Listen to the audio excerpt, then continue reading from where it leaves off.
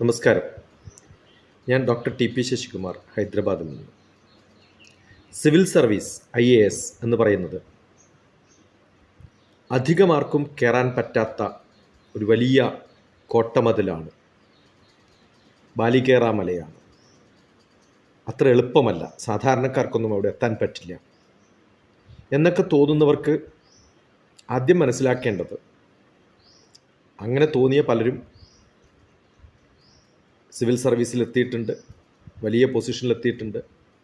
ആ ധാരണ തെറ്റല്ല എന്ന് പറയാനാണ്. ഇന്നത്തെ കാലത്ത് കോമ്പറ്റീഷൻ നല്ലപോലെ ഉണ്ട്. 20 ലക്ഷത്തിലധികം ആൾക്കാരാണ് അപ്ലൈ ചെയ്യുന്നത്. ഒരു 7 ലക്ഷം പേര്, 5 മുതൽ 7 ലക്ഷത്തിനടുത്താണ് ആൾക്കാർ എഴുതുന്നത്. ഒക്കെ കഴിഞ്ഞ അവസാനം IASൽ ഒരു 70 100-നടുത്ത്, IPS ഈക്വലൻ്റ് നമ്പർ. ലാസ്റ്റ് എത്തുന്ന സമയത്ത് ഇന്ത്യൻ റോ service, Indian railway accounts, transport സർവീസുകൾ, അങ്ങനെ കുറേ സർവീസുണ്ട്. ഇന്ത്യൻ പോസ്റ്റൽ സർവീസ്, എല്ലാം കൂടി ഒരു 10-53 സർവീസുകളിൽ എല്ലാം കൂടി ഒരു 1800-ഓളം ആൾക്കാർ എടുക്കുന്നൊരു പരീക്ഷയാണ്. അപ്പോൾ പേഴ്സൻറ്റേജ് വളരെ കുറവാണ് കിട്ടാൻ സാധ്യത. ഗ്രാജുവേഷനാണ് ക്വാളിഫിക്കേഷനെങ്കിലും ഇന്നത്തെ ഗ്രാജുവേറ്റ്സിന് നല്ല ബുദ്ധിയും കഴിവുമൊക്കെ ഉണ്ടെങ്കിലും അവർക്കൊന്നും ഇതൊരു ജീവിതത്തിൻ്റെ ലക്ഷ്യമായി കാണുന്നില്ല. ഏറ്റവും കൂടുതൽ പലരും പറഞ്ഞ് തെറ്റിദ്ധരിപ്പിച്ചിരിക്കുകയാണ്, ഇത് ബാലികേറാമലയാണ്, സാധിക്കില്ല. അവർ 1 കോടി രൂപ ചിലവഴിച്ചിട്ട് എബ്രോഡിൽ എവിടെയെങ്കിലുമൊക്കെ എഡ്യൂക്കേഷന് പോയി പണിയൊന്നും കിട്ടാതെ നാട്ടിൽ തെണ്ടി നടക്കാൻ തയ്യാറാണ്. പക്ഷേ നല്ല ടൈം ഇൻവെസ്റ്റ് ചെയ്ത് നല്ല ഒരു കോച്ചിങ്, നല്ല ഒരു മെൻറ്ററുടെ അടുത്ത് പോയി നല്ലൊരു ഡയറക്ഷനോട് കൂടി കോച്ചിങ് എടുക്കാൻ താല്പര്യമില്ലാത്തവരാണ് പലരും. പിന്നെ ഉള്ളതോ മാർക്കറ്റ് ചെയ്യപ്പെട്ടിട്ടുള്ള തേർഡ് റേറ്റ് കോച്ചിങ് സെൻറ്റേഴ്സ്. അവർ ആൾക്കാരെ കുറേ പേരെ എങ്ങനെയെങ്കിലുമൊക്കെ ട്രൈ ചെയ്ത്, കാരണം വളരെ ചീപ്പായിട്ട് കിട്ടുന്നൊരു സംഭവമാണ്, അതുകൊണ്ട് പലരും ചേരുന്നു. അതിൽ 1%, 2% ആണ് ചിലപ്പം സക്സസ് റേറ്റ്. ഇതുകൊണ്ടുള്ള കുറേ പ്രശ്നങ്ങൾ കോച്ചിങ് നടത്തുന്നവരൊക്കെ മിക്കവാറും ഇത്തരം കോച്ചിങ് സെൻറ്ററിൽ കുറച്ചു കാലം പോയി വേറെ രക്ഷയൊന്നുമില്ലാണ്ട് വേറെ പണിയൊന്നും കിട്ടാത്തപ്പോൾ ഈ കോച്ചിങ് സെൻറ്ററുകൾ തുടങ്ങുകയും കോച്ചിങ് സെൻറ്ററിൽ ടീച്ചർമാരായി വർക്ക് ചെയ്യുകയും ഒക്കെ ചെയ്യുന്നത്. അപ്പോൾ നല്ല സഹയാത്രികളുണ്ടെങ്കിൽ, നല്ലൊരു ടീമുണ്ടെങ്കിൽ, നിങ്ങൾക്ക് നല്ലൊരു ഗൈഡ് ഉണ്ടെങ്കിൽ, നല്ലൊരു മെൻറ്റർ ഉണ്ടെങ്കിൽ ഈ യാത്ര വളരെ സുഖവും വിജയകരവും, ചിലപ്പോൾ ഡെഡിക്കേറ്റഡ് ആയിട്ട് ചിലവാക്കേണ്ടി വരും. ഏതെങ്കിലും ജോലിയുടെ കൂടെ ചെയ്താൽ ചിലപ്പോൾ നടക്കില്ല. അപ്പോൾ പ്രതിജ്ഞ എടുക്കണം, ധൈര്യം ഉണ്ടാവണം, സ്ഥിരോത്സാഹം ഉണ്ടാവണം. ഈ യാത്ര വളരെ സക്സസ്ഫുള്ളായിട്ട് മുന്നോട്ട് കൊണ്ടുപോകാൻ സാധിക്കുമെന്നുള്ള ഉറപ്പാണ്. എൻ്റെ അടുത്ത് വരുന്ന കുറേ സിവിൽ സർവീസ് നേടാൻ ആഗ്രഹിക്കുന്ന ആൾക്കാരോട് അവരുടെയൊക്കെ കാര്യം ആലോചിച്ച് നോക്കിയാൽ, ഒരു പ്രാവശ്യം ട്രൈ ചെയ്തും കിട്ടിയില്ലെങ്കിൽ ഉടനെ തന്നെ ഏതെങ്കിലും ജോലിക്ക് കയറും. ടെസ്റ്റ് എഴുതി കഴിഞ്ഞാൽ എന്തെങ്കിലും ഒരു ജോലിയൊക്കെ അവർക്ക് കിട്ടിയെന്ന് വരും. കാരണം ഒരു വർഷത്തെ സിവിൽ സർവീസ് ട്രെയിനിങ് നന്നായിട്ട് കിട്ടുകയാണെങ്കിൽ ബാക്കി ജോലികൾ, താഴേക്കടയിലുള്ള ജോലികളോ ഗവൺമെൻറ് ജോലികളോ ബാങ്കിലോ ഒക്കെ കിട്ടാൻ എളുപ്പമായിരിക്കും. അപ്പോൾ ചെയ്യേണ്ടത് അതല്ല. അത്തരം ജോലികളിൽ സെറ്റിൽ ചെയ്യുന്നതിന് പകരം തീരുമാനിക്കുക, ഞാൻ എന്തായാലും ഇത് കിട്ടിയിട്ടേ അടങ്ങൂ എന്നുള്ളൊരു വാശി ഉണ്ടാവും. അതുകൊണ്ടാണ് കുറേ ചാൻസുകളും 32 വയസ്സ് വരെയൊക്കെ ട്രൈ ചെയ്യാനുള്ള, ഒരു 10 വർഷത്തൊക്കെ ട്രൈ ചെയ്ത് 8 പ്രാവശ്യം എഴുതുന്ന കുറേ പേരുണ്ട്. അങ്ങനെ കിട്ടിയിട്ടുള്ളവരുണ്ട്. അത് വർത്താണ്. കാരണം ഒന്നുമില്ലെങ്കിൽ നമ്മൾ മുസോറിയിൽ കൊടുക്കുന്ന ട്രെയിനിങ്, മുസോറി IAS ട്രെയിനിങ് സെൻറ്ററിൻ്റെ കുറച്ച് വീഡിയോസ് എങ്കിലും കാണാം. ജീവിതത്തിൽ വലിയ സ്വപ്നമായിട്ട് നിങ്ങൾക്കത് മാറും എന്നുള്ള ഉറപ്പാണ്. പിന്നെ വെറും കളക്ടറുടെ ജോലി മാത്രമല്ല, അതിൽ നിന്ന് പ്രൊമോഷനായി ക്യാബിനറ്റ് സെക്രട്ടറി വരെ ആവാം. ഞാൻ ക്യാബിനറ്റ് സെക്രട്ടറിയിൽ ഡെപ്യൂട്ടി ഡയറക്ടറായിട്ട് വിരമിച്ച ഒരാളാണ്. എനിക്കറിയാം അവിടേക്കുള്ള ഫെസിലിറ്റീസും അതിൻ്റെ പവറും ഭാരതത്തെ റെപ്രസെൻറ്റ് ചെയ്യാനുള്ള ഒരു കഴിവും ഒക്കെ നമുക്കുണ്ടാവും.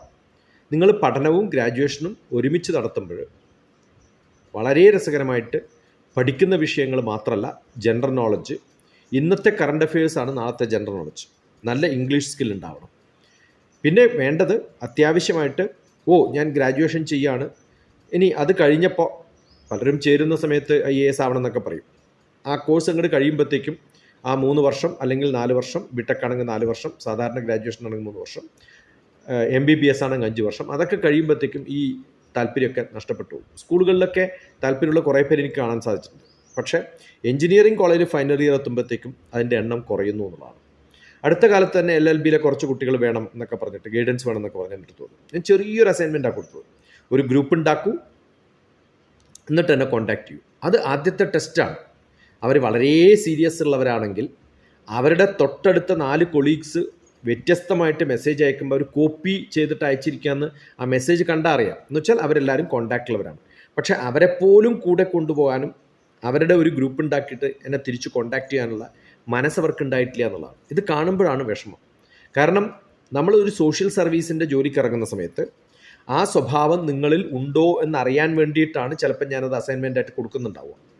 അങ്ങനെ പലരും നമ്മളൊക്കെ ഈ ലെവലിൽ കുറേ ആൾക്കാരെ കണ്ടിട്ട് നമ്മൾ എന്തിനാണ് അവരെ ഇൻഡിവിജ്വലായിട്ട് സമയം ചെലവഴിക്കുന്നത്, അതിന് ചിലപ്പോൾ ഫലപ്രാപ്തി ഉണ്ടാവില്ല. അവരിൽ ആ മനോഭാവമുണ്ടോ എന്നറിയാൻ വേണ്ടി പരീക്ഷണം നടത്തുന്ന ഒരു സംഭവമാണ് ചെയ്യുന്നത്. അതിൽ അവർ തോറ്റു കഴിഞ്ഞാൽ നമ്മളെന്ത് ചെയ്യും? നമുക്ക് അവരെ വേണ്ട നോക്കും. ആ ഒരവസ്ഥയിലാണ് നമ്മുടെ കുട്ടികളുടെ ഇനീഷ്യേറ്റീവ് ഇല്ലായ്മ, സോഷ്യൽ സ്കിൽ ഇല്ലായ്മ, കമ്മ്യൂണിക്കേഷൻ സ്കിൽ ഇല്ലായ്മ, നെറ്റ്വർക്കിംഗ് എബിലിറ്റി ഇല്ലായ്മ, ലോജിക്കൽ റീസണിങ് ഇല്ല, അനലിറ്റിക്കൽ സ്കിൽ ഇല്ല, ഡാറ്റ അനാലിസിസ് ഇല്ല, മാത്തമാറ്റിക്കൽ എബിലിറ്റി ഇല്ല. ഒരു ഫയൽ കണ്ടാൽ അത് പഠിക്കാൻ പറ്റുന്നൊരവസ്ഥ നിങ്ങൾക്കുണ്ടോ എന്ന് അറിയണ്ടേ? അതിന് ഒരു ഉത്സാഹം വേണ്ടേ? നിങ്ങൾ ജോലിയിൽ എത്തിയിട്ടില്ലല്ലോ.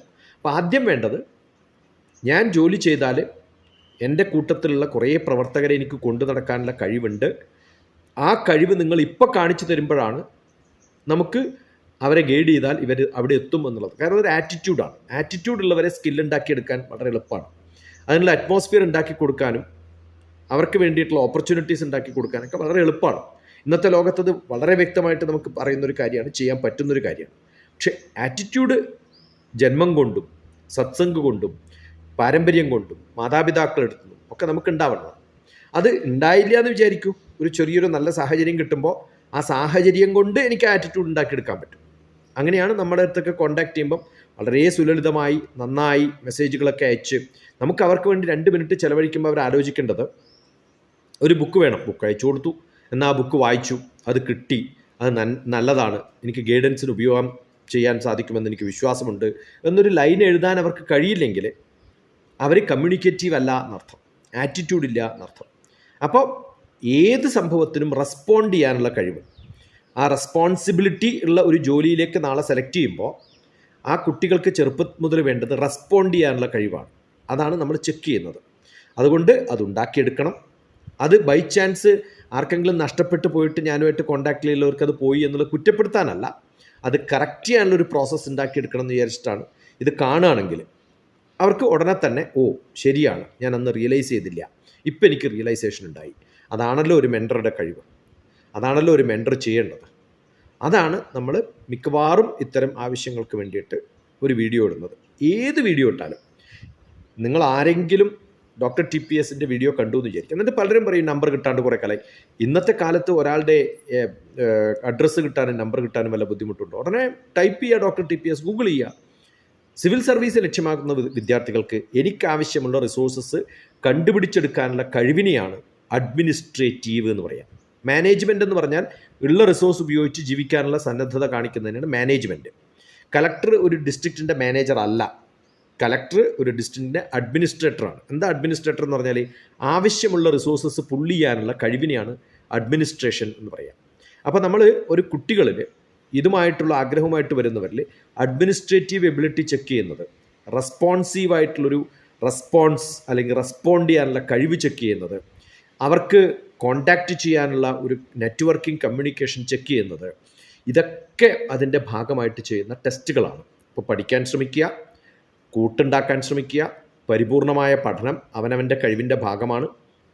അത് അടിസ്ഥാനപരമായിട്ട് മുന്നിലേക്ക് പോകണമെങ്കിൽ ഇന്ന് എൻ്റെ സ്ഥിതി, അതുകൊണ്ട് ഞാൻ സാധാരണ പറയാറുണ്ട് IAS ഇന്ത്യൻ അഡ്മിനിസ്ട്രേറ്റീവ് സർവീസ് മാത്രമല്ല ഇമ്മീഡിയറ്റ് അക്കാഡമിക് സക്സസ്സും കൂടിയാണ്. ഇപ്പോൾ എനിക്ക് ഇമ്മീഡിയറ്റായിട്ട് എൻ്റെ സക്സസ്സിന് വേണ്ടിയിട്ട് ഇമ്മീഡിയറ്റായിട്ട് ഞാൻ പഠിക്കുന്ന സംഭവങ്ങൾ കൃത്യമായിട്ട് പിഴ കൂടാതെ, ഒഴിവുകൾ പറയാതെ, ഡെലിബറേറ്റ്ലി ഇൻവോൾവ്മെൻറ്റോടുകൂടി തന്നെ അവനവൻ തീരുമാനിച്ചെടുത്ത, അതാണ് ഡെലിബറേറ്റീവ്, അവനവൻ തീരുമാനിച്ചെടുത്ത, ആരെങ്കിലും പ്രസ് ചെയ്തിട്ടല്ല, ചെയ്തിട്ടുള്ള ചില സംഭവങ്ങളൊക്കെ ചെയ്യാൻ കഴിവുള്ളവരാണെങ്കിൽ, മനസ്സിലാക്കാനുള്ള കഴിവ് നിങ്ങൾക്കുണ്ടെങ്കിൽ, പത്രം വായിക്കാനുള്ള, എനിക്ക് ചുറ്റുമുള്ള കാര്യങ്ങൾ മനസ്സിലാക്കി ഇന്നത്തെ കറണ്ട് അഫയേഴ്സ് നാളത്തെ ജനറൽ നോളജായിട്ട് മാറും.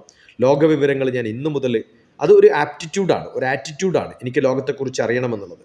അതിൽ പ്രസക്തമായ വാർത്തകൾ മാത്രം കേട്ട് അത് വിവരങ്ങളാക്കി മാറ്റി ആഴത്തിൽ അതിനെ പഠിച്ച് എൻ്റെ അറിവുകൾ കൂട്ടാൻ പറ്റുന്ന എല്ലാ സംഭവങ്ങളും പഠിക്കുക മാത്രമല്ല അത് പങ്കുവെക്കാനുള്ള ഒരു ചിന്താഗതി ഉണ്ടാവുമെങ്കിൽ ഉറപ്പായിട്ടും ആ കുട്ടികൾക്ക് ഭാവിയിൽ നല്ലൊരു പൊസിഷനിൽ സിവിൽ സർവീസ് പോലെ, അതുമാത്രമല്ല അതിന് ടെസ്റ്റ് ചെയ്ത് കഴിഞ്ഞാൽ ഇനി അഥവാ കിട്ടിയിട്ടില്ലെങ്കിലും ബാക്കി ഏതെങ്കിലും പൊസിഷൻസിലൊക്കെ നന്നായിട്ട് എടുക്കാൻ സാധിക്കും.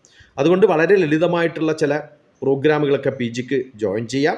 അങ്ങനെ ഒരു പഠിക്കേണ്ടെന്നല്ല പറഞ്ഞു, വളരെ കാഷ്വലായിട്ട് പഠിക്കാൻ പറ്റുന്ന ഒരു പി ജിക്ക് ജോയിൻ ചെയ്യാം.